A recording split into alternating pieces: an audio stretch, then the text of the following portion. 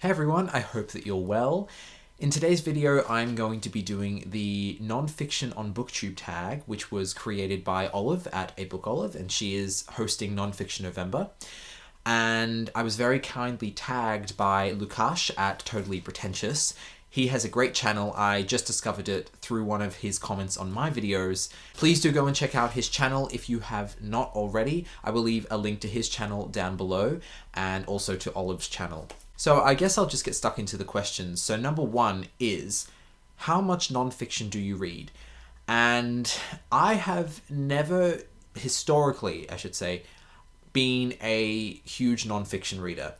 And it's only in the last year or so that I have really started to embrace it. So in 2017, 7% of the books that I read were nonfiction. In 2018, I think it went up to 16%, and then this year, it at this point has been 22%. So yeah, I don't really read a lot of nonfiction, although that number is steadily climbing. And I've had a really great time with nonfiction this year. In fact, it's been more consistent in terms of quality than the fiction has this year. So I think it's going to be an upward trend going forward. Question 2 is, what kind of nonfiction videos do you make or want to make? I'm hoping to do some review videos for Nonfiction November, preferably in the form of mini wrap-ups. I am a bit late on my first one, so I should get moving on that, but you might see that one next week. I'm not really too sure. I'm quite busy at the moment. But yes, I would like to review more nonfiction on this channel as I read more and discover more. I'm also hoping to do some more experimental videos, or maybe not experimental videos, but more video essays, I would say, on nonfiction and the relationship between nonfiction and fiction. It's very vague at the moment, but one idea that I've got is talking about Einstein's theories of general and special relativity and how that figures in Virginia Woolf's writing. It's a connection that I've thought about for a long time, ever since I started reading Virginia Woolf, particularly with Mrs. Dalloway, so I'd love to make a video on that. So I don't know when I will do that.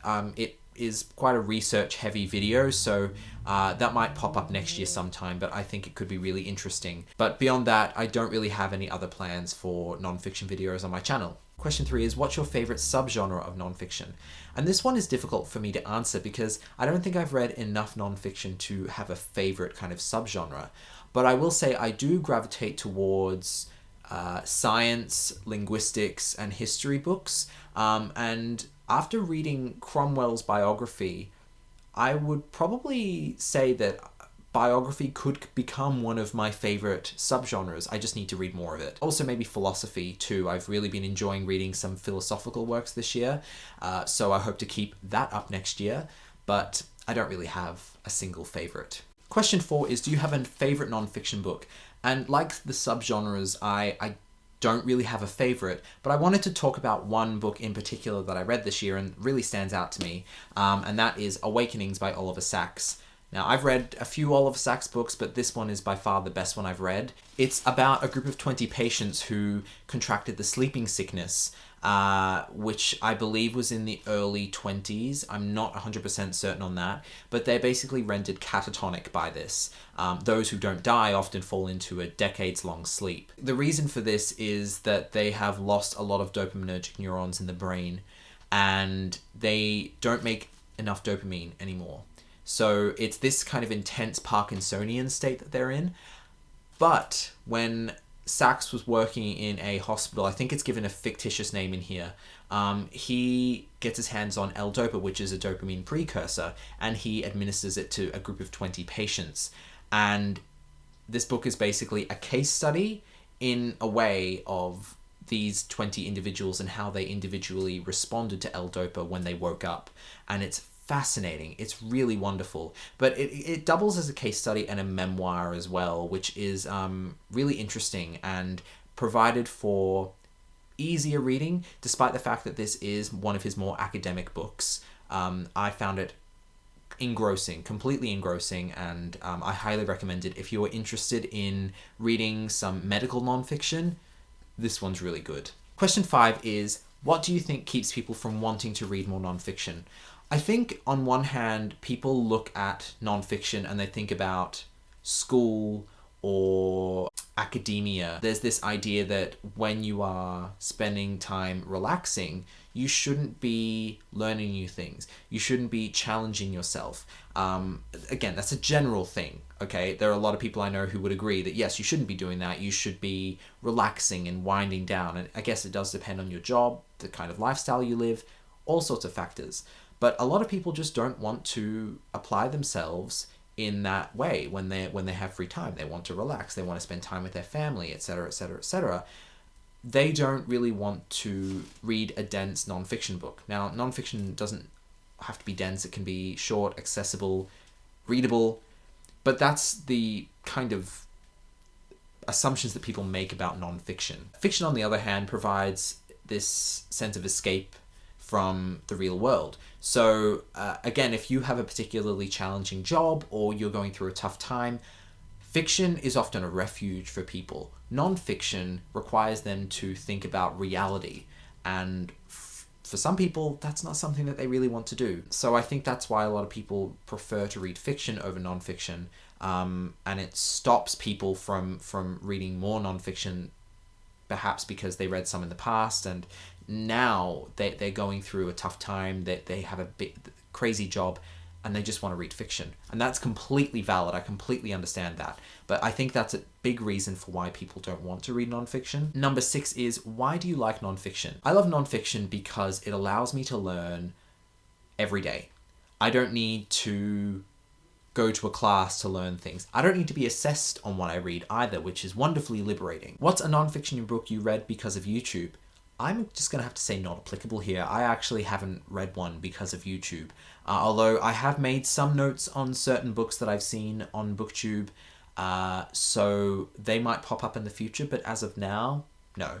What's the best nonfiction book you've read lately? Well, it's right here beside me, and it's Thomas Cromwell, Alive by Damon McCulloch. I talked about this in end of the year book tag, I think, which is...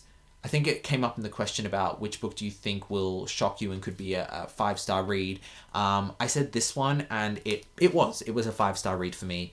I thought it was excellent. This is a biography that's more about the public life of Thomas Cromwell than the private life. And I think if you go into this expecting something like Hilary Mantel's trilogy, not yet completed, about Thomas Cromwell, you're going to be disappointed, not in the sense that it's not fiction, but more that it doesn't put a huge focus on Thomas Cromwell's private life. And that's because Thomas Cromwell is a notoriously difficult figure to pin down, especially in his early life, because there are very few correspondences available from that time. So a lot of inferences have to be made about that period.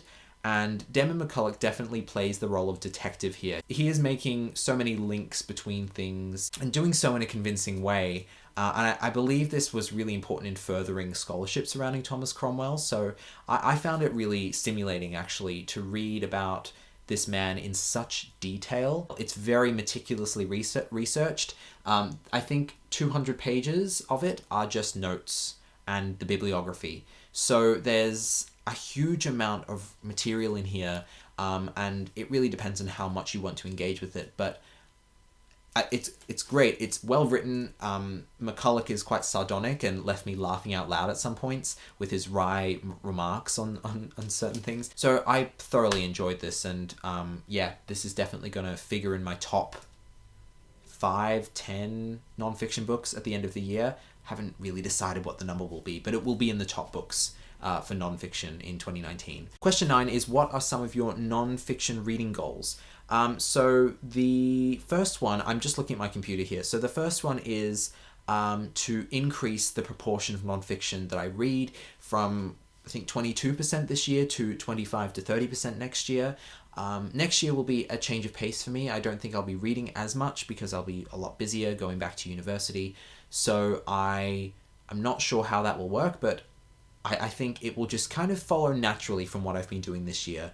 There's a lot of nonfiction books that I'm excited to read next year, so I think I'll just get into that rhythm of reading more. Number 2 is to read more biographies and memoirs. I've talked about Cromwell's biography, loved it. It was my first biography, actually, so I'm excited to read more of those. And I also read Night by Elie Wiesel just before that book, and thought it was really good as well. So I'd like to continue with those kinds of subgenres of nonfiction.